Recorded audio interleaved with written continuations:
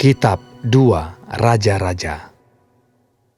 Sesudah Ahab mati, maka memberontaklah Moab terhadap Israel. Pada suatu hari, jatuhlah Ahazia dari kisi-kisi kamar atasnya yang ada di Samaria, lalu menjadi sakit. Kemudian dikirimnyalah utusan-utusan dengan pesan, "Pergilah, mintalah petunjuk kepada Baal Zebub, Allah di Ekron.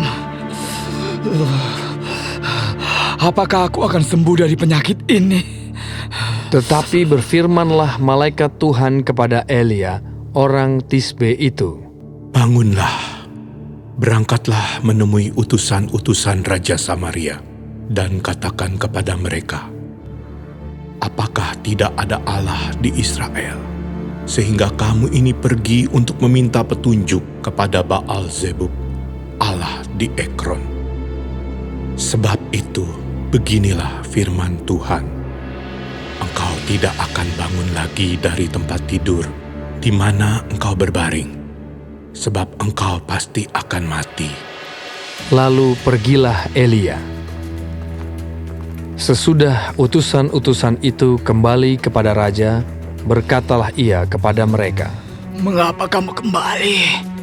Jawab mereka kepadanya, "Ada seorang datang menemui kami dan berkata kepada kami, 'Pergilah, kembalilah kepada raja yang telah menyuruh kamu, dan katakanlah kepadanya, beginilah firman Tuhan, apakah tidak ada Allah di Israel, sehingga engkau menyuruh meminta petunjuk kepada Baal Zebub, Allah di Ekron. Sebab itu, engkau tidak akan bangun lagi dari tempat tidur di mana engkau berbaring, sebab engkau pasti akan mati.'" Lalu bertanyalah ia kepada mereka, "Bagaimanakah rupa orang yang telah datang menemui kamu itu dan mengatakan perkataan ini kepadamu?" Jawab mereka kepadanya, "Seorang yang memakai pakaian bulu dan ikat pinggang kulit terikat pada pinggangnya." Maka berkatalah ia, "Itu Elia, orang Tisbe."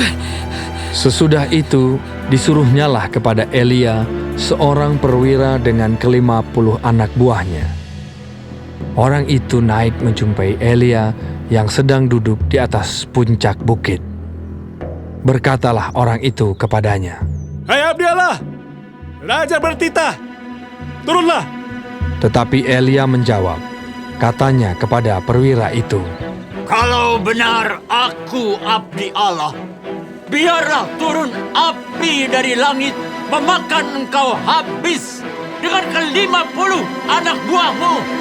Maka turunlah api dari langit memakan dia habis dengan ke-50 anak buahnya. Kemudian raja menyuruh pula kepadanya seorang perwira yang lain dengan ke-50 anak buahnya. Lalu orang itu berkata kepada Elia, "Hai abdi Allah, beginilah titah raja, segeralah turun."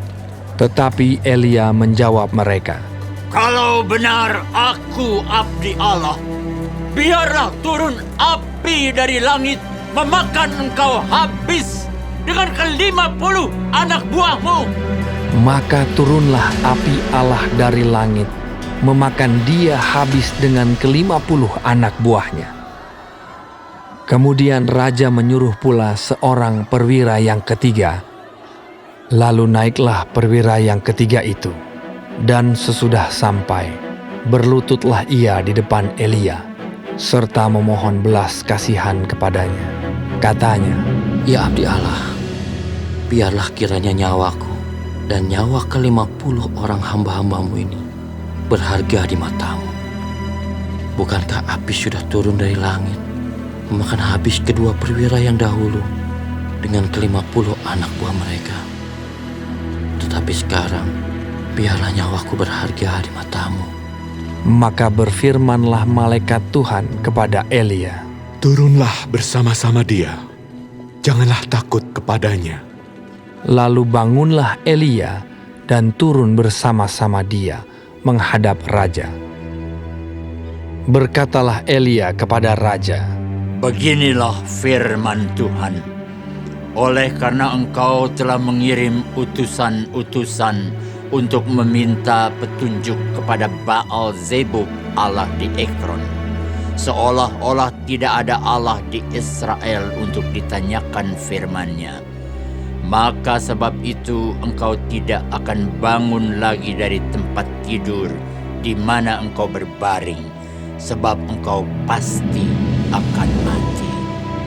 Maka matilah raja sesuai dengan firman Tuhan yang dikatakan oleh Elia. Maka Yoram menjadi raja menggantikan dia dalam tahun kedua zaman Yoram bin Yosafat, raja Yehuda, sebab Ahazia tidak mempunyai anak laki-laki.